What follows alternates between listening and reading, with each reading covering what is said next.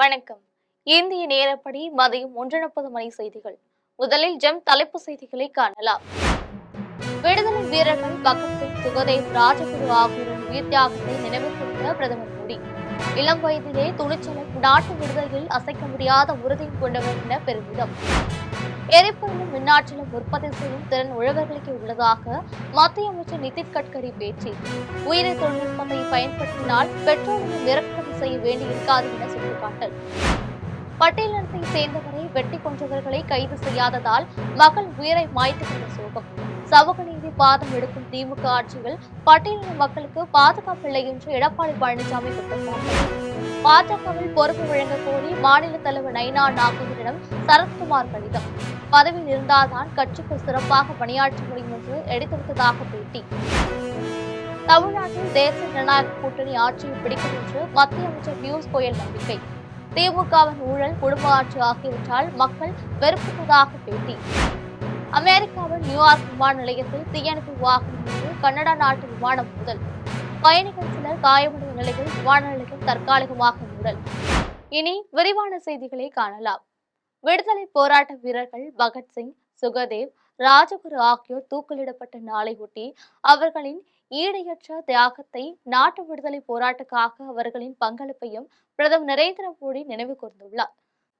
சமூக வலைதளத்தில் பிரதமர் நரேந்திர மோடி வெளியிட்டுள்ள பதிவில், பாரத தாயின் வீர மைந்தர்களாக பகத்சிங், ராஜகுரு, சுகதேவ் ஆகியோரின் தேசபக்திக்கு தலைவணங்குவதாக குறிப்பிட்டார்.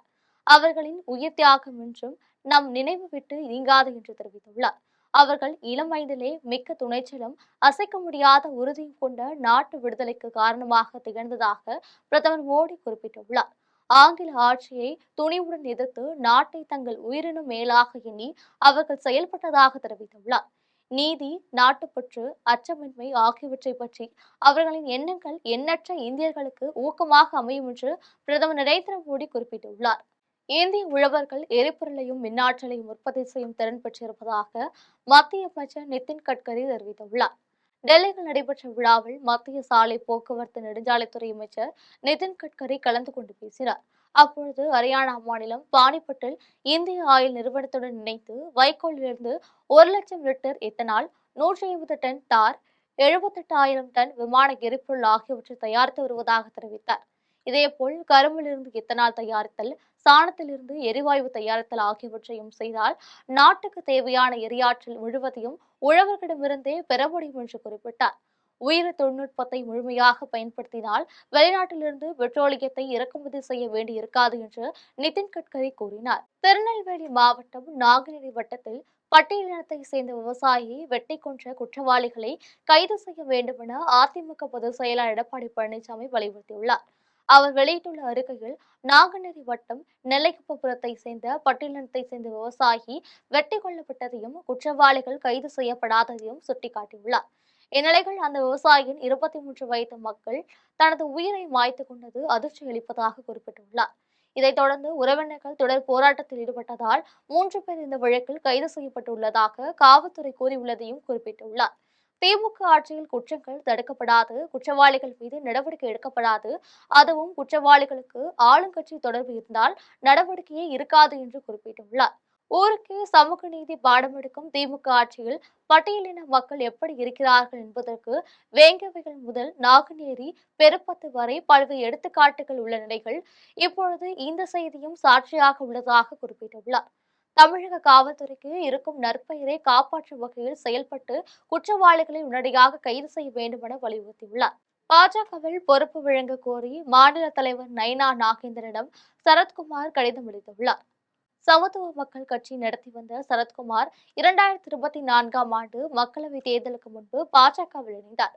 அந்த தேர்தலில் சரத்குமார் மனைவி நடிகை ராதிகா விருதுநகர் தொகுதியில் போட்டியிட்டு தோல்வியடைந்தார். கட்சிகள் தனக்கு தேசிய அளவில் பொறுப்பு வழங்கப்படும் என அவர் எதிர்பார்த்த நிலையில் அது நிறைவேற்றவில்லை. மாறாக தேசிய பொதுக்குழு உறுப்பினராக மட்டும் நியமிக்கப்பட்டார். சரத்குமாருக்கு தேசிய அளவிலான பொறுப்புகள் வழங்காதது அவர் ஆதரவாளரிடம் அதிருப்தியை ஏற்படுத்தியது. இந்நிலைக்குள் சென்னை தியாகராய நகரில் தனது ஆதரவாளர்களுடன் அவர் நேற்று ஆலோசனை நடத்தினார். பிரதமர் நரேந்திர மோடி மீது கொண்ட பற்றால் மட்டுமே தான் பாஜகவில் இணைந்ததாகவும் கட்சியில் பதவி இல்லாமல் எப்படி செயல்படுவது என்று சரத்குமார் தெரிவித்தார். இந்நிலையில் பாஜகவில் தனக்கு பொறுப்பு வழங்க கோரி மாநில தலைவர் நைனா நாகேந்திரனிடம் சரத்குமார் கடிதம் அளித்துள்ளார். அதன் பின்னர் பேசிய அவர், கட்சிகள் பதவி கேட்டு கடிதம் அளித்துள்ளதாகவும் நல்லது நடக்கும் என்று நம்பிக்கை உள்ளதாகவும் தெரிவித்தார். தமிழ்நாட்டு மக்கள் தேசிய ஜனநாயக கூட்டணி ஆட்சியை கொண்டுவர தயாராக இருப்பதாகவும், எடப்பாடி பழனிசாமி தலைமையிலான ஆட்சி அமைய விரும்புவதாகவும் மத்திய அமைச்சர் பியூஷ் கோயல் தெரிவித்துள்ளார். தமிழ்நாடு பாஜக தேர்தல் பொறுப்பாளர் பியூஷ் கோயல் சென்னை விமான நிலையத்தில் செய்தியாளர்களிடம் பேசினார். அப்பொழுது தமிழ்நாட்டு மக்கள் தேசிய ஜனநாயக கூட்டணியை ஆட்சிக்கு கொண்டுவர தயாராக இருப்பதாக தெரிவித்தார். பிரதமர் நரேந்திர மோடியின் வழிகாட்டுதலில் தேசிய ஜனநாயக கூட்டணி வலிமையாக அமைந்துள்ளதாக குறிப்பிட்டார். எடப்பாடி பழனிசாமி தலைமையில் ஆட்சி அமைய வேண்டும் என்றும், அந்த ஆட்சியால் வேளாண்மை, மீன்பிடி தொழில், சிறு குறு நடுத்தர தொழில்கள் ஆகியன வளர்ச்சியடையும் என்று, அதனால் வேலை வாய்ப்புகள் உருவாகும் என்றும் மக்கள் கருதுவதாக குறிப்பிட்டார். அமைதி பூங்காவாக இருந்த தமிழகம் திமுக ஆட்சியில் சட்ட ஒழுங்கு அதல பாதாளத்தில் சென்றுள்ளது என சட்டமன்ற உறுப்பினர் கடம்பூர் ராஜு குற்றம் சாட்டியுள்ளார். தூத்துக்குடி மாவட்டம் கோவில்பட்டியில் உள்ள அதிமுக வடக்கு மாவட்ட அலுவலகத்தில் திமுகவிலிருந்து 50க்கும் மேற்பட்டவர்கள் சட்டமன்ற உறுப்பினர் கடம்பூர் ராஜு முன்னிலையில் அதிமுகவில் இணைந்தனர். இதில் முன்னாள் சட்டமன்ற உறுப்பினர் சின்னப்பன் ஏற்பாட்டில் அதிமுக ஒன்றிய செயலாளர் மகேஷ் தலைமையில் நடைபெற்றது. தொடர்ந்து சட்டமன்ற உறுப்பினர் கடம்பூர் ராஜு செய்தியாளரிடம் பேசிய பொழுது, கடந்த 5 ஆண்டுகளாக திமுக ஆட்சி நடத்திய விதம் மக்களுக்கு மட்டுமல்ல, அரசியல் கட்சிகளுக்கும் திருப்திகரமாக இல்லை என்றார். அமைதி பூங்காவாக இருந்த தமிழகம் திமுக ஆட்சியில் சட்ட ஒழுங்கு அதல பாதாளத்தில் சென்றுள்ளது என்று குற்றம் சாட்டினார். தாவேக தலைவர் விஜயை பார்த்து திமுக கடுமையாக பயப்படுகிறது என்று கூறினார். காரணத்தை சொல்லி திராவிட முன்னேற்ற கழகத்திலிருந்து கட்சிகள் வெளியேற ஆரம்பித்திருக்கின்றன. வெளியேறாத கட்சிகள் கூட அங்கே ஒருமித்த கருத்தோடு இல்லை. இன்றைக்கி திருமாவளவன் கூட வேதனையோடு அவர்கள் கட்சி தொண்டர்களுக்கு வேறு வழி இல்லாமல் கடைசி நேரத்தில் நாம் ஏதோ இக்கட்டில் ஆகப்பட்டு விட்டோம், இனிமேல் வழி இல்லை, இருப்பதை பெற்றுக்கொண்டு பயணிக்க வேண்டிய நிலையில் இருக்கின்றோம் என்று மிகுந்த மன வருத்தத்தை அவருடைய கட்சி தொண்டர்களிடம் பதிவு செய்து ஒரு கருத்து பதிவை வெளியிட்டிருக்கின்றார். கரூர் தொகுதியில் தான் அதிமுக குறைந்த வாக்குகளை பெற உள்ளது என்று திமுக சட்டமன்ற உறுப்பினர் செந்தில் பாலாஜி தெரிவித்துள்ளார். கரூர் தாந்தோணி மலை அருகில் சட்டமன்ற தேர்தலை ஒட்டி திமுக செயல் வீரர்கள் கூட்டம் நடைபெற்றது. இதில் சட்டமன்ற உறுப்பினர் செந்தில் பாலாஜி உள்ளிட்ட கூட்டணி கட்சி நிர்வாகிகள் கலந்து கொண்டனர். பின்னர் செந்தில் பாலாஜி செய்தியாளர்களை சந்தித்த பொழுது அப்பொழுது பேசிய அவர், கரூர் சட்டமன்ற தொகுதியில் 50,000 வாக்குகள் வித்தியாசத்தில் வெற்றி பெறுவோம். தாங்கள் செய்த திட்டங்களை கூறி வாக்கு சேகரித்து வருகிறோம். ஆனால் எதிர்க்கட்சிகளுக்கு அதை கூறுவதற்கு ஒன்றுமில்லை என்று விமர்சித்தார். மேலும் கரூர் தொகுதியில் தான் அதிமுக குறைந்த வாக்குகளை பெற உள்ளது என்று தெரிவித்தார். போன்ற மிக மோசமான ஒரு மட்டரகமான அரசியலை முன்னெடுத்திருக்கின்றார்கள்.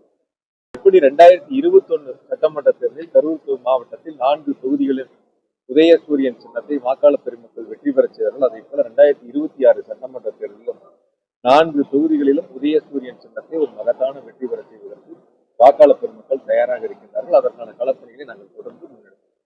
ஒவ்வொரு அரசியல் கட்சியும் தலைமை பணிமனை என்று ஒரு பணிமனையை திறக்கின்றார்கள். செட்டு போடுறாங்களா, நிரந்தரமான கட்டணத்துல போடுறாங்களா, சொல்லுங்க பார்க்கலாம். இது தேர்தல் களத்தில் தற்காலிகமாக அனுமதி பெற்று செய்யக்கூடிய வருகின்ற சட்டமன்ற தேர்தலில் சுயேட்சையாக போட்டியிட விருப்பமில்லாத காரணத்தால் தேர்தலில் போட்டியிட வேண்டாம் என்று முடிவெடுத்துள்ளேன் என்று சட்டமன்ற உறுப்பினர் சிவா தெரிவித்துள்ளார். புதுச்சேரி மாநிலம் காரைக்கால் மாவட்டம் திருநள்ளாற்றில் சட்டமன்ற உறுப்பினர் சிவா தேர்தலை ஒட்டி தனது ஆதரவாளர்களுடன் ஆலோசனை மேற்கொண்டார். பின்னர் அவர் செய்தியாளர்களை சந்தித்து பேசினார். அப்பொழுது திருநள்ளாறு தொகுதியில் தான் கடந்த தேர்தலில் சுயேட்சையாக போட்டியிட்டு வெற்றி பெற்றேன். ஆனால் இந்த முறை திருநள்ளாறு தொகுதி கூட்டணியில் பாஜக ஒதுக்கப்பட்டது. அதனால் தற்பொழுது சுயேட்சையாக போட்டியிட விருப்பமில்லாத காரணத்தால் தேர்தலில் போட்டியிட வேண்டாம் என்று முடிவெடுத்துள்ளேன் என்று தெரிவித்தார். தொடர்ந்து தனது ஆதரவாளர்களுடன் கலந்து பேசி யாருக்கு ஆதரவு அளிப்பது என முடிவெடுக்கப்படும் என்று கூறினார். இந்த தேர்தலில் எந்த கூட்டணியும் நிலையான முடிவெடுக்கவில்லை என்று தெரிவித்தார். எந்த கட்சியுமே ஸ்திரமான முடிவெடுக்கவில்லை, எல்லாம் குழப்பத்தில் தான் ஓடிட்டு இருக்கும் தெரியும். காங்கிரஸ் திமுகவாக இருக்கட்டும், என்ன காங்கிரஸ் பிஜேபியா இருந்து கடைசி வரைக்கும் அந்த குழப்பத்தை தான் முடிஞ்சு இப்பதான் தீர்வு வந்திருக்கு. திமுகலையும் கூட்டு அந்த குழப்பம் நீடிச்சுட்டு தான் இருக்கு. இந்த காலகட்ட இந்த சூழ்நிலையில திருப்பி எதுவுமே ஒரு நிரந்தரமான முடிவா வரல இது வரைக்கும். அதனால இந்த திருப்பி மீண்டும் சுயேட்சையாக வேண்டாம் என்று முடிவெடுத்து புதுச்சேரிக்கான பாஜக தேர்தல் அறிக்கை ஓரிரு நாட்களில் வெளியிடப்படும் என பாஜக சார்பில் போட்டியிடும் காரைக்கால் தெற்கு வேட்பாளர் அருள்முருகன் தெரிவித்துள்ளார்.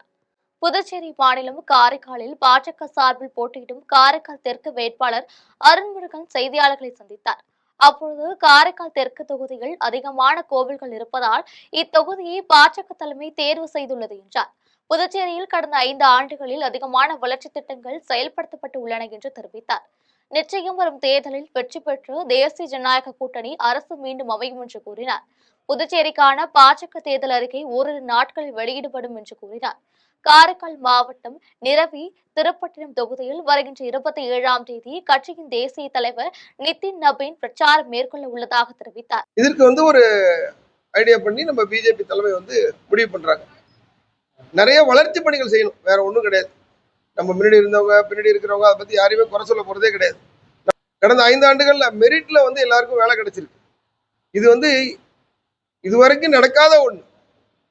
இதை மறுபடியும் வேணும்னா ஒரு நல்ல காரைக்கால ஒரு ஸ்ட்ராங்கான ஒரு கட்டமைப்பு வேணும். நாங்கள் 3 பேர் இருக்கோம். தேசிய ஜனநாயக கூட்டணியில் அவங்க என்ஆர் காங்கிரஸ்ல 2 பேர் கொடுத்துருக்காங்க. இந்த 5 பேர் வெற்றி பெற்று போனாதான் இந்த காரைக்காலை டெவலப் பண்ண முடியும். காய்கறி வியாபாரிகள் மற்றும் விவசாயிகளிடம் தேர்தல் பறக்கும் படையினர் பணத்தை பறிமுதல் செய்வது கொள்ளைக்கு சமம் என்று தமிழ்நாடு வணிகர் சங்கங்களின் பேரவையின் தலைவர் சவுந்தரராஜன் குற்றம் சாட்டியுள்ளார். சென்னை போரூரில் தமிழ்நாடு வணிகர் சங்கங்களின் பேரவையின் வடக்கு மாவட்ட தலைவர் பாலன் தலைமையில் ஆலோசனை கூட்டம் நடைபெற்றது. கூட்டத்தில் மாநில தலைவர் சவுந்தரராஜன், மாநில செயலாளர் மிஸ்மர்கன் காந்தன் உள்ளிட்ட நிர்வாகிகள் ஆகியோர் கலந்து கொண்டனர். பின்னர் சவுந்தரராஜன் செய்தியாளர்களை சந்தித்து பேசினார். அப்பொழுது பேசியவர், தேர்தல் பறக்கப்படை என்ற பெயரில் காய்கறி வியாபாரிகள் கொண்டு செல்லும் பணத்தை அதிகாரிகள் பறிமுதல் செய்து கொள்வதாகவும் அவர்கள் எந்த ரசீதை காட்ட முடியும் என்று கேள்வி எழுப்பினார். தொடர்ந்து ஜிஎஸ்டி கொட்டும் வியாபாரிகள் கூட ரசீது காண்பிக்க முடியும், ஆனால் வருடம் முழுவதும் உழைத்து காய்கறிகளை அறுவடை செய்து கொண்டு வந்த வியாபாரம் செய்துவிட்டு திரும்பி செல்லும் விவசாயிகளிடம் பணத்தை பறித்துக் கொள்வது கொள்ளைக்கு சமம் என்று குற்றம் சாட்டினார். இதையடுத்து சிலிண்டர் எரிவாயு தட்டுப்பாட்டை சரி செய்யாவிட்டால் போராட்டம் நடத்துவோம் என்று தெரிவித்தார். கேஸ் தட்டுப்பாடு, கேஸ் சிலிண்டர் கிடைக்காத காரணத்தால் நிறைய ஓட்டல்கள் மூடப்பட்டு ஓட்டல் உரிமையாளர்களும் ஓட்டலில் பணி செய்யக்கூடிய பணியாளர்களும் வாழ்வாதாரத்தை இழந்து வருகிறார்கள். இது இப்பொழுது கூட பரவாயில்லை. இதே நிலை தொடர்ந்தால் கட்டிட உரிமையாளருக்கும் ஓட்டல் தொழில் நடத்துபவர்களுக்குமே பிரச்சனை ஏற்படும். குற்றாலம் பேரருவி பகுதியில் நடைபெறும் பராமரிப்பு பணிகள் சுற்றுலா பயணிகளின் பாதுகாப்பை உறுதி செய்யும் வகையில் நடைபெற வேண்டும் என்று சமூக ஆர்வலர் திருமுருகன் தெரிவித்துள்ளார். தென்காசி மாவட்டம் குற்றாலம் அருகில் சமூக ஆர்வலர் திருமுருகன் செய்தியாளர்களை சந்தித்து பேசினார். அப்பொழுது பேசியவர், சுற்றுலாத்துறை சார்பில் குற்றாலத்தில் 9 கோடி ரூபாய் நிதி ஒதுக்கிடப்பட்டுள்ள நிலையில் அதற்கான பல்வேறு கட்டமைப்பு பணிகள் தற்பொழுது தொடங்கி நடைபெற்று வருகின்றன. அதன் ஒரு பகுதியாக குற்றாலம் பேரருவியில் 50 ஆண்டுகளையும் கடந்து தற்பொழுது உறுதித்தன்மையோடு காணப்பட்ட பேரருவியின் அடையாளமாக இருந்த பாதுகாப்பு வளைவு அகற்றப்பட்டுள்ளது. இதனால் பேரருவிக்கு வரும் தண்ணீரானது மேற்கு தொடர்ச்சி மலைப்பகுதியில் 14 கிலோமீட்டர் தூரத்தை கடந்து பேரருவியில் தண்ணீர் கொட்டுவதால் தண்ணீர் வேகம் அதிகரித்து காணப்படும். அவ்வாறு விழும் தண்ணீரால் தடாகத்தில் விழும் பொழுது தண்ணீரில் வேகம் குறைந்து தண்ணீர் வெளியே செல்லும் நிலையில் தடாகம் மூடப்பட்டால் மேலும் பாதிப்புகள் ஏற்படக்கூடும் என்று தெரிவித்தார். தொடர்ந்து பாதுகாப்பு பணிகள் நடைபெறுவது வரவேற்கத்தக்கது என்றாலும் வருகின்ற சுற்றுலா பயணிகள் பாதுகாப்பான முறையில் குளித்து செல்லும் வகையில் நடவடிக்கைகள் எடுக்கப்பட வேண்டும். மேலும் வாகனங்கள் நிறுத்தும் இடத்தில் தற்பொழுது மழையை குடைந்த இடத்தை விஸ்தரிப்பு செய்தால் மழைக்காலங்களில் மழை சரிவு வாய்ப்புகள் உள்ளது. எனவே அதற்கான தடுப்பு சுவர்களை விரைவில் அமைக்க வேண்டும் என்று கோரிக்கை விடுத்தார். குனியமுத்தூரை சேர்ந்த நுண்கலைஞர் ராஜா சட்டமன்ற தேர்தலை ஒட்டி வெயிலின் வெப்பத்தை பயன்படுத்தி வரைந்த ஓவியம் தற்போது சமூக வலைதளங்களில் வைரலாகி வருகிறது. கோவை குனியமுத்தூரை சேர்ந்த நுண்கலைஞர் ராஜா சட்டமன்ற தேர்தலை ஒட்டி விழிப்புணர்வு ஏற்படுத்தும் வகையில் சூரிய ஒளியின் வெப்பத்தை பயன்படுத்தி ஒரு தனித்துவமான ஓவியத்தை வரைந்துள்ளார். இதில் சுட்டு போட்டாலும் ஓட்டுக்கு பணம் வாங்க மாட்டேன் என்ற வாசகத்தை மையமாக வைத்து லென்ஸ் மூலம் சூரிய கதிர்களை ஒரு புள்ளியில் வைத்து மரப்பலகையில் சுட்டு வரைபடத்தை வரைந்துள்ளார். மேலும் தனது வாக்கு தனது உரிமை என்று தேர்தல் சின்னம் போன்ற விழிப்புணர்வு அடையாளங்களுடன் பணம் வாங்குவது குற்றம் என்ற வாசகத்தையும் மிக தெளிவாக புரிந்துள்ளார். பின்னர் இந்த நூதன விழிப்புணர்வு ஓவியம் தற்போது சமூக வலைதளங்களில் வைரலாகி வருகிறது. திருவாரூர் அருகே மாநில காங்கிரஸ் கட்சி சார்பில் தேர்தல் அறிக்கை தயாரிக்க கருத்து கேட்பு கூட்டம் நடைபெற்றது. திருவாரூர் மாவட்டம் நீடாமங்கலத்தில் உள்ள தனியார் கூட்டரங்கில் மாநில காங்கிரஸ் கட்சி சார்பில் தேர்தல் அறிக்கை தயாரிக்க கருத்து கேட்பு கூட்டம் மாவட்ட தலைவர் நீலன் அசோகன் தலைமையில் நடைபெற்றது. இந்நிகழ்ச்சியில் மயிலாடுதுறை சட்டமன்ற உறுப்பினர் ராஜ்குமார், காங்கிரஸ் கமிட்டி ஆராய்ச்சித்துறை மாநில தலைவர் மாணிக்க வாசகம் ஆகியோர் கலந்து கொண்டு திருவாரூரில் உள்ள 4 சட்டமன்ற தொகுதிகளில் பொதுமக்களின் தேவைகள் குறித்து கேட்டறிந்தனர். இதில் விவசாயிகள் கூட்டுறவு கடன் தள்ளுபடி செய்ய வேண்டும் என்பன உள்ளிட்ட பல்வேறு கோரிக்கைகள் தேர்தல் அறிக்கையில் வெளியிட வேண்டும் என கேட்டுக் கொண்டனர். அனைத்து மாவட்டங்களிலும் கருத்து கேட்ட பின்னர் வரும் 30ஆம் தேதி காங்கிரஸ் தேர்தல் அறிக்கை வெளியிடப்படும் என தெரிவித்தனர். இக்கூட்டத்துக்கு மாநில செயலாளர் தாஹிர் உள்ளிட்ட ஏராளமான கட்சி நிர்வாகிகள் கலந்து கொண்டனர். முக்கிய 5 கோரிக்கைகளை மக்களுக்கு தெரிவித்து அத்தனை மாவட்டத்திற்கான மிக முக்கியமான கோரிக்கைகளை நாங்கள் தேர்தல் அறிக்கையாக தருவதற்கு ஏற்பாடு செய்கிறோம் என்பதை தெரிவித்திருக்கிறார்கள். அந்த வகையில் திருவாரூர் மாவட்டத்தில் நல்ல கருத்துக்களை கொடுக்கப்பட்டிருக்கிறதை கேட்டிருக்கின்றோம். என்னோடு நம்முடைய இந்த குழுவினுடைய உறுப்பினராக நம்முடைய தேர்தல் பணியில் ஈடுபட்டிருந்த கண்காணிப்பு குழுவை பணி செய்ய விடாமல் தடுத்து தெற்கு மாவட்ட பாஜக பொதுச் செயலாளர் வீராவை காவல்துறையினர் கைது செய்துள்ளனர். தஞ்சாவூர் மாவட்டம் பேராவூரணி அருகில் பாஜக சார்பில் நிர்வாகிகள் சந்திப்பு கூட்டம் நடைபெற்றது. இதனை அறிந்த தேர்தல் வீடியோ கண்காணிப்பு குழு அலுவலர் ராஜ்குமார் தலைமையிலான குழுவினர் வீடியோ எடுக்க சென்றுள்ளனர். அப்பொழுது உள்ளரங்க கூட்டத்தில் நடைபெறுவதை வீடியோ எடுக்கக்கூடாது என்று தெற்கு மாவட்ட பாஜக பொதுச் செயலாளர் வீரா தடுத்து நிறுத்தி வாக்குவாதம் செய்தார்.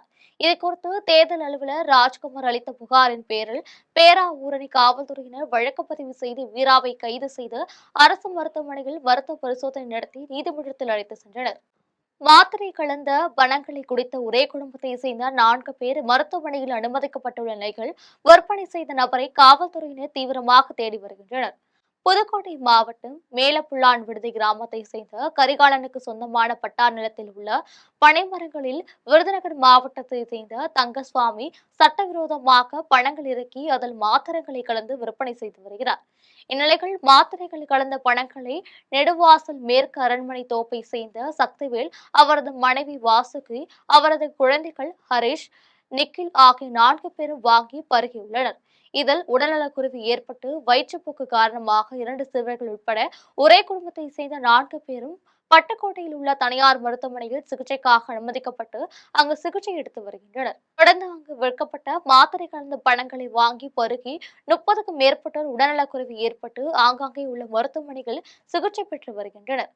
இதுகுறித்து தகவல் அறிந்த வடக்காடு காவல்துறையினர் சம்பவ இடத்திற்கு சென்று பணங்கள் இறக்க பயன்படுத்திய 6 மண்பானைகள் உள்ளிட்ட பொருட்களை பறிமுதல் செய்தனர். மேலும் பணங்கள் இறக்கி மாத்திரை கலந்து விற்பனை செய்து தற்பொழுது தலைமறைவாகியுள்ள தங்கசுவாமியை தீவிரமாக தேடி வருகின்றனர். வானகரத்தில் சொத்து தகராறில் தனது சகோதரரை ஒருவர் வெட்டி உயிர் மாய்க்க முயற்சி செய்த சம்பவம் அப்பகுதியில் பெரும் பரபரப்பை ஏற்படுத்தியுள்ளது. சென்னை வானகரத்தில் உள்ள மதுக்கடையில் மணிகண்டன் மற்றும் அவரது சகோதரர் ராமச்சந்திரன் ஆகியோர் ஒன்றாக அமர்ந்து மது அருந்தியுள்ளனர்.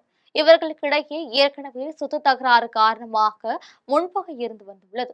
இந்த நிலையில் ராமச்சந்திரனை தாக்க வேண்டும் என்ற திட்டத்துடன் மணிகண்டன் தான் மறைத்து வைத்திருந்த கத்தியால் ஆள் நடமாட்டம் இல்லாத இடத்திற்கு அவரை அழைத்து சென்று சரமாரியாக தாக்கினார்.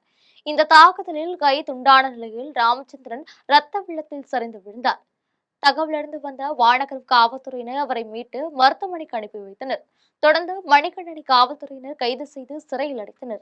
பூந்தமல்லியில் இருசக்கர வாகனம் மீது மின்சார பேருந்து மோதியதில் இளைஞர் ஒருவர் சம்பவ இடத்திலே உயிரிழந்துள்ளார். திருவள்ளூர் மாவட்டம் பூந்தமல்லியை சேர்ந்த கோபிநாத். இவர் பூந்தமல்லி அரசு மருத்துவமனை அருகே தனது இருசக்கர வாகனத்தில் சென்று கொண்டிருந்தார். இதில் முன்னால் சென்ற நபர் மீது மோதாமல் இருக்க கோபிநாத் திடீரென பிரேக் பிடித்துள்ளார். அப்பொழுது நிலை தடுமாறி கீழே விழுந்த அவர் மீது பின்னால் வந்த மின்சார பேருந்தின் சக்கரம் ஏறியதில் தலை நசுங்கி சம்பவ இடத்திலே பரிதாபமாக உயிரிழந்தார். தகவலறிந்து சம்பவ இடத்திற்கு வந்த ஆவடி போக்குவரத்து புலனாய்வு பிரிவு காவல்துறையினர் கோபிநாத் உடலை மீட்டு உடற்கூறாய்வுக்காக அரசு மருத்துவமனைக்கு அனுப்பி வைத்தனர். இதன் பின்னர் விபத்திற்கு காரணமான மின்சார பேருந்து ஓட்டுநர் ஞானவேலை கைது செய்து விசாரணை மேற்கொண்டனர். கோவில்பட்டி அருகே கிணற்றில் குளிக்க சென்ற 12ஆம் வகுப்பு பள்ளி மாணவன் நீரில் மூழ்கி உயிரிழந்த சம்பவம் அப்பகுதியில் பெரும் சோகத்தை ஏற்படுத்தியுள்ளது. தூத்துக்குடி மாவட்டம் கோவில்பட்டி அருகே சரமாரியம்மன் கோவில் தெருவை சேர்ந்த சிவகுமாரின் மகன் மனோஜ் வஉசி அரசு பள்ளியில் 12ஆம் வகுப்பு படித்து தேர்வு எழுதி வந்தார். இந்நிலையில் அவர் தனது நண்பர்களுடன் மாலையில் லிங்கம்பட்டி திட்டக்குளம் சாலையில் உள்ள தனியாருக்கு சொந்தமான கிணற்றில் குளிக்க சென்றுள்ளார். அப்பொழுது அவர் கிணற்றில் குளித்துக் கொண்டிருக்கும் பொழுது திடீரென மனோஜ் ஆழமான பகுதிக்கு சென்றார். தொடர்ந்து நீண்ட நேரம் வாக்கியும் மனோஜ் வெளியே வராததால் உடன் சென்ற நண்பர்கள் உடனடியாக கோவில்பட்டு தீயணைப்பு நிலையத்திற்கு தகவல் அளித்த நிலையில் தீயணைப்பு துறையினர் விரைந்து வந்து கிணற்றில் இறங்கி தேடத் தொடங்கினர். சிறிது நேர தேடுதலுக்கு பின் மனோஜ் உடல் சடலமாக மீட்டனர். தொடர்ந்து நாலாட்டின் புத்தூர் காவல்துறையினர் மனோஜ் உடலை கைப்பற்றி உடற்கூறாய்வுக்காக கோவில்பட்டி அரசு மருத்துவமனைக்கு அனுப்பி வைத்தனர். மேலும் கோவில்பட்டி மாவட்ட கண்காணிப்பாளர் ஜெகநாதன் தலைமையில் காவல்துறையினர் தீவிர விசாரணை நடத்தி வருகின்றனர். கருவேப்பிலை பாளையத்தில் உள்ள சுப்பிரமணிய சுவாமி கோவிலில் பங்குனி உத்திர திருவிழாவை ஒட்டி நடைபெற்ற பால்குட ஊர்வலத்தில் ஏராளமான பக்தர்கள் கலந்து கொண்டனர். விழுப்புரம் மாவட்டம் திருவெண்ணைநல்லூர் அருகே கருவேப்பிலை பாளையத்தில் உள்ள சுப்பிரமணிய சுவாமி கோவிலில் பங்குனி உத்திர திருவிழாவை ஒட்டி பால்குட ஊர்வலம் நடைபெற்றது. இதில் ஏராளமான பக்தர்கள் கலந்து கொண்டு பால்குடத்தை தலைகள் ஏந்தி முக்கிய வீதிகள் வழியாக ஊர்வலமாக கோவிலுக்கு சென்றனர். தொடர்ந்து சுவாமிக்கு அபிஷேக ஆராதனைகள் நடைபெற்றது. இதில் ஏராளமான பக்தர்கள் கலந்து கொண்டு தரிசனம் செய்தனர். மத்திய அரசிடமிருந்து தமிழகத்துக்கு போதிய நிதி கிடைப்பதில்லை என்று காங்கிரஸ் கட்சியின் தேர்தல் அறிக்கை தயாரிப்பு குழு உறுப்பினர் கண்ணன் தெரிவித்துள்ளார். தமிழ்நாடு சட்டப்பேரவை தேர்தலை முன்னிட்டு காங்கிரஸ் கட்சியின் தேர்தல் அறிக்கை தயாரிப்பு குழு பல்வேறு நகரங்களுக்கு சென்று பொதுமக்கள், தொழில் முனைவோர், வணிகர்கள் உள்ளிட்ட பல்வேறு பிரிவினரிடம் கருத்துக்களை கேட்டு வருகிறது.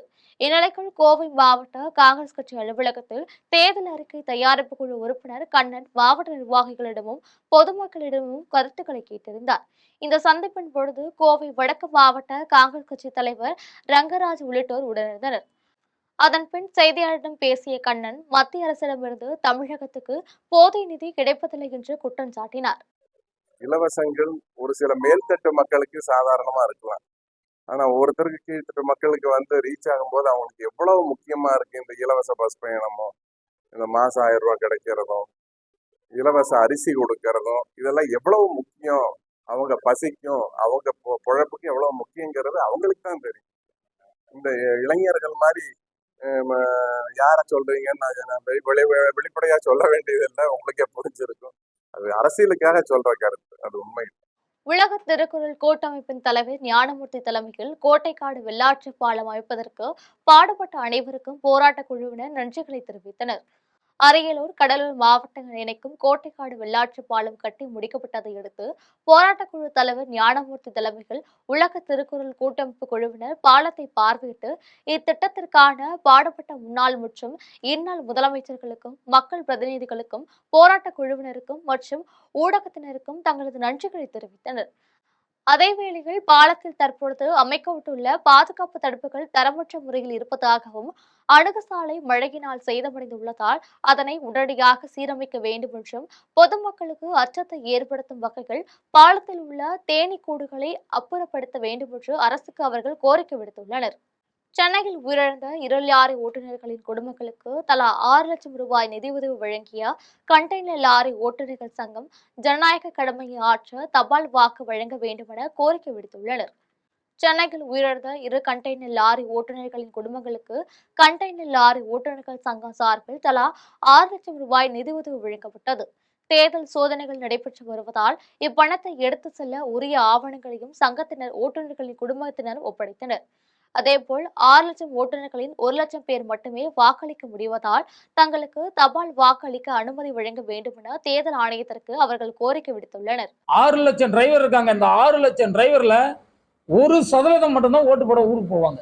மீதி எல்லாம் பல மாநில, பல ஊர்ல, பல இடத்துல இருப்பாங்க. ஏன் என்னையே எடுத்துங்க, நான் இவ்வளவு தூரம் பேசுறேன். நானே இந்த ஊர்ல பாத்தீங்கன்னா ஒரு 2 முறை தான் ஓட்டு போட ஊருக்கு போயிருக்கேன். 10 நாள்லாம் சென்னையில தான் இருந்திருக்கேன். அப்போ என்னுடைய வாக்கு, என்னுடைய நிலைமை வீட்டுக்கு போக முடியல. அப்போ என்னோட வாக்கு வீணா போகுது. அப்போ எங்களுக்கு தபால் ஓட்டு உரிமை கொடுத்தால் நாங்கள் இங்கிருந்தே போட்டோம்னா அது ஒரு எங்களுடைய உரிமையை நாங்கள் பாதுகாத்துக்கிற மாதிரி ஆகுது இல்லை. அதனாலதான் நாங்க, அது அனைவருக்குமே தெரியும். சமூக வலைதளத்தில் அரசுக்கு எதிராக பேசியதாக கூறி தொடுத்துள்ள வழக்கில் தமிழக வெற்றிக் கழகத்தின் விருதுநகர் மாவட்ட நிர்வாகி நிறைமதி பிரியா திருவில்லிபுத்தூர் நீதிமன்றத்தில் நேர் நின்று விளக்கம் அளித்துள்ளார். திருநங்கை தீக்குளித்தை ஒட்டி அரசுக்கு எதிராக வதந்தி பரப்பியதாக குற்றம் சாட்டி தாவேக்கு நிர்வாகி நிறைமதி பிரியா மீது திருவில்லிபுத்தூர் காவல் நிலையத்தில் வழக்கு பதிந்தனர். இந்த வழக்கில் பிப்ரவரி 13ஆம் நாள் அவர் காவல் நிலையத்துக்கு சென்று விளக்கம் அளித்தார். தொடர்ந்து இன்று அவர் திருவில்லிபுத்தூர் நீதிமன்றத்தில் நேர் நின்று தன் மீதான குற்றச்சாட்டுகளை மறுத்து தனது நிலைப்பாட்டை எடுத்துக் கூறினார். இந்த வழக்கு கருத்து சுதந்திரத்தை ஒடுக்கும் முயற்சி என்று தன் மீது சுமத்தப்பட்ட குற்றச்சாட்டுகள் அனைத்தும் ஆதாரமற்றவை என்று அவர் தெரிவித்துள்ளார். கேரள மாநிலம் மலப்புரம் அருகே கம்யூனிஸ்ட் கட்சியின் தேர்தல் பரப்புரையின் பொழுது வெடிகள் வெடித்ததில் சாலையில் ஓடிக்கொண்டிருந்த கார் தீப்பிடித்து இருந்தது. கேரள மாநிலத்தில் ஏப்ரல் 9ஆம் நாள் சட்டமன்ற தேர்தல் நடைபெற உள்ளது.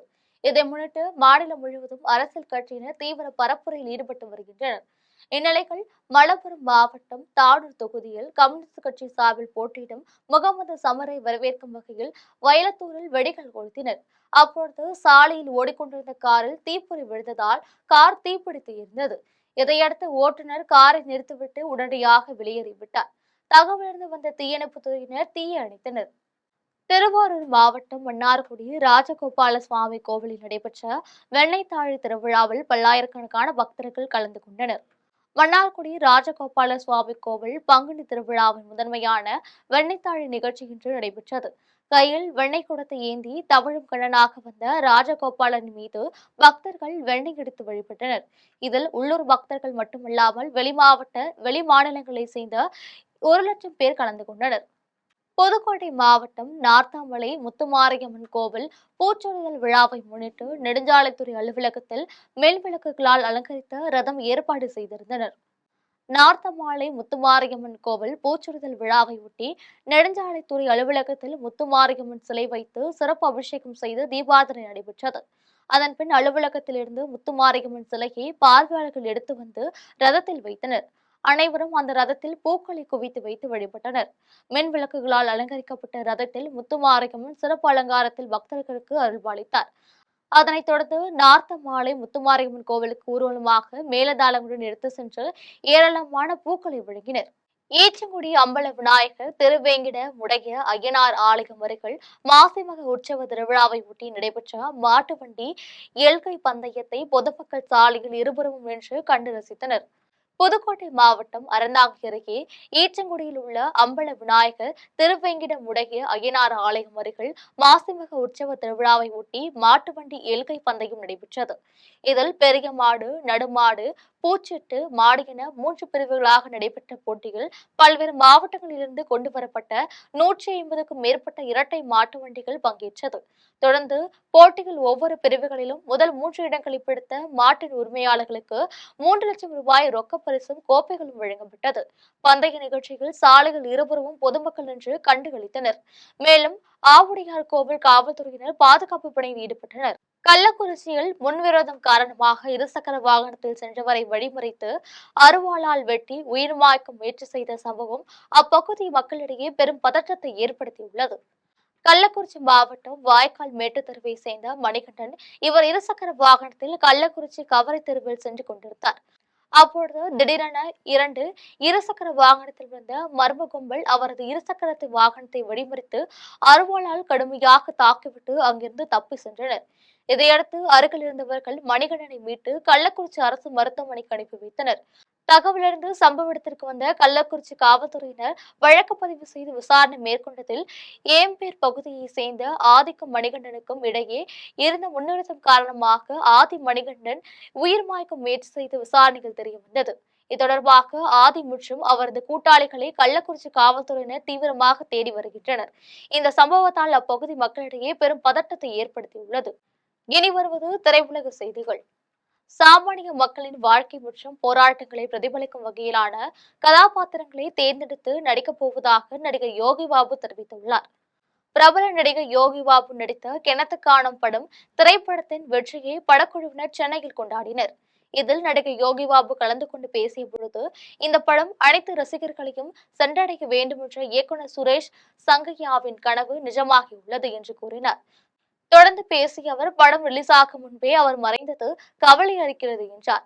சாமானிய மக்களின் வாழ்க்கை மற்றும் போராட்டங்களை பிரதிபலிக்கும் வகையிலான கதாபாத்திரங்களை தேர்ந்தெடுத்து தொடர்ந்து நடிக்கப் போவதாக தெரிவித்தார். கோவையில் நடைபெற்ற வடம்படம் வெற்றி விழா மற்றும் ரேஸ் பட போஸ்டர் வெளியீட்டு விழாவில் நல்ல கதையம்சம் உள்ள படங்கள் மட்டுமே வெற்றி பெறும் என இயக்குனர் கேந்திரன் பேசியுள்ளார். கோவையில் நடைபெற்ற வடம் திரைப்பட வெற்றி விழா மற்றும் ரேஸ் பட போஸ்டர் வெளியீட்டு விழாவில் இசையமைப்பாளர் இமான் மற்றும் படக்குழுவினர் முன்னிலையில் நடிகர் விமல் நடிக்கும் புதிய படத்தின் போஸ்டர் வெளியிடப்பட்டது. இவ்விழாவில் பேசிய இயக்குநர் கேந்திரன், சூப்பர் ஸ்டார் ரஜினிகாந்த் நடித்தாலும் நல்ல கதையும் சுமந்தால் மட்டுமே படம் வெற்றி பெறும் என்றும், சென்சார் போர்டு என்பது சினிமா துறைக்கு தேவையான ஒன்று என்றும் தெரிவித்தார். மேலும் பெரிய நடிகர்கள், சிறிய நடிகர்கள் என்ற பாகுபாடு இன்றி தரமான கதைகளை மட்டுமே ரசிகர்கள் கொண்டாடுவார்கள் என அவர் தனது உரையில் குறிப்பிட்டார். அது ஆரோக்கியம் இல்லைன்றது பாதிக்கிறத தாண்டி சார், அது வந்து ஒரு சயின்டிபிக் அட்வான்ஸ்மெண்ட்டாக தான் நம்ம அதை பார்த்துக்கணும். அதை நம்ம வந்து எப்படி அது இன்னொரு மனிதனை அதை ஆக்கப்பூர்வமா அதை பில்டு பண்ற ஒரு கருவியா தான் அதை பார்க்கணும். இன்னொரு மனிதனை அழிக்கக்கூடிய ஒரு விஷயமா அது வந்து பார்க்கக்கூடாது. அது மனிதனாகவும் இருக்கலாம், இல்லாட்டி அவங்களுடைய ஆர்ட் ஃபார்மா கூட இருக்கலாம். எதையும் நம்ம வந்து அழிக்கிற விஷயமா அதை வந்து நம்ம கையில் எடுக்கக்கூடாது. ஸோ அது இன்னும் ஆக்கப்பூர்வமா நிறைய பேருக்கு வந்து அது வந்து ஒரு பயனுள்ள ஒரு விஷயமா மாற்றும் பட்சத்தில். இனி வருவது உலக செய்திகள்.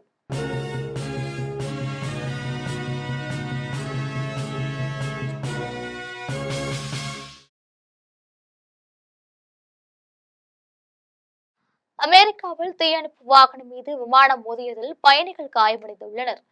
அமெரிக்காவின் நியூயார்க் நகரில் உள்ள லாகார்டியா விமான நிலையத்தில் ஏர் கனடா நிறுவனத்திற்கு சொந்தமான விமானம் தரையிறங்கும் பொழுது தீயணைப்பு வாகனத்தின் மீது மோதியது. இதில் விபத்தில் விமானத்தின் முன்பகுதியில் சேதமடைந்தது. தொடர்ந்து விமானத்திலிருந்து சில பயணிகள் காயமடைந்த நிலையில் அவர்களை உடனடியாக மீட்டு அருகிலுள்ள மருத்துவமனையில் அனுமதித்தனர். மேலும் இதுகுறித்து தீயணைப்பு துறையினர் தகவல் அறிந்து சம்பவ இடத்திற்கு வந்து தீயை அணைத்தனர். இதையடுத்து இந்த விபத்தினால் லாகார்டியா விமான நிலையத்தில் விமான சேவைகள் தற்காலிகமாக பாதிக்கப்பட்டுள்ளது. இனி வருவது விளையாட்டு செய்திகள்.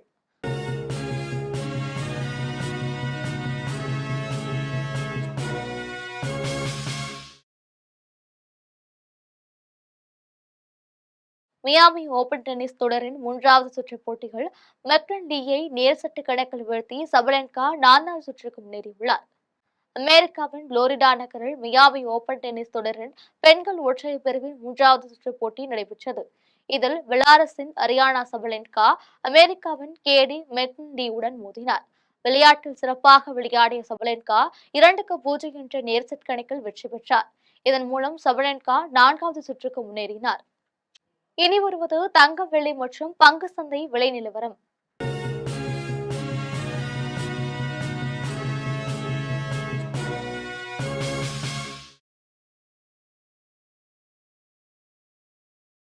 சென்னையில் ஆபண தங்கம் ஒன்று 1 சவரன் 1,03,600 ரூபாய்க்கு விற்பனை செய்யப்படுகிறது. சென்னையில் இன்று ஆபண தங்கத்தின் விலை கிராமுக்கு 670 ரூபாய் குறைந்து 12,950 ரூபாய்க்கு விற்பனை செய்யப்படுகிறது. மேலும் 1 சவரன் 5,360 ரூபாய் குறைந்து 1,03,600 ரூபாய்க்கு விற்பனை செய்யப்படுகிறது. 24 கேரட் தூய தங்கம் 1 சவரன் 1,13,024 ரூபாய் விற்பனை செய்யப்படுகிறது. மேலும் 1 கிராம் வெள்ளி 235 ரூபாய்க்கும் 1 கிலோ வெள்ளி 2,35,000 ரூபாய்க்கும் விற்பனை செய்யப்படுகிறது. இந்திய பங்கு சந்தைகளில் வணிகம் இன்று சரிவுடன் காணப்படுகிறது. மும்பை பங்கு சந்தை பங்கு விலை குறியீட்டு எண் சென்செக்ஸ் 1,744 புள்ளிகள் குறைந்து 72,889 புள்ளிகளில் வணிகமாகிறது. தேசிய பங்கு சந்தை பங்கு விலை குறியீட்டு எண் நிப்டி 564 புள்ளிகள் குறைந்து 22,551 புள்ளிகளில் வணிகமாகிறது. மீண்டும் தலைப்புச் செய்திகள்.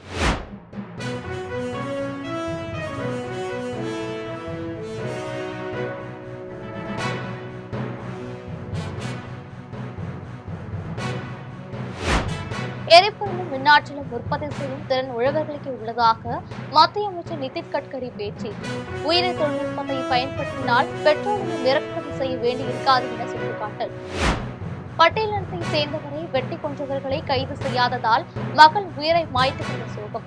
சமூக நீதி பாதம் எடுக்கும் திமுக ஆட்சியில் பட்டியலின மக்களுக்கு பாதுகாப்பில்லை என்று எடப்பாடி பழனிசாமி குற்றச்சாட்டு. பாஜகவில் பொறுப்பு வழங்க கோரி மாநில தலைவர் நைனா நாகேந்திரனிடம் சரத்குமார் கடிதம். பதவியில் இருந்தால்தான் கட்சிக்கு சிறப்பாக பணியாற்ற முடியும் என்று எடுத்துரைத்ததாக பேட்டி. தமிழ்நாட்டில் தேசிய ஜனநாயக கூட்டணி ஆட்சியை பிடிக்கும் என்று மத்திய அமைச்சர் பியூஷ் கோயல் நம்பிக்கை. திமுகவின் ஊழல், குடும்ப ஆட்சி ஆகியவற்றால் மக்கள் வெறுப்புவதாக பேட்டி. அமெரிக்காவின் நியூயார்க் விமான நிலையத்தில் தீயணைப்பு வாகனம் மீது கனடா நாட்டு விமானம் மோதல். பயணிகள் சிலர் காயமடைந்த நிலையில் விமான நிலையம் நிலையம் தற்காலிகமாக மூடல். இத்துடன் ஜெம் செய்திகள் நிறைவடைகின்றன. மீண்டும் ஜெம் செய்திகள் மாலை 6 மணிக்கு. உடனுக்குடன் செய்திகளை காண gemlive.tv என்ற இணையதளத்தில் இணைந்திருங்கள். நன்றி, வணக்கம்.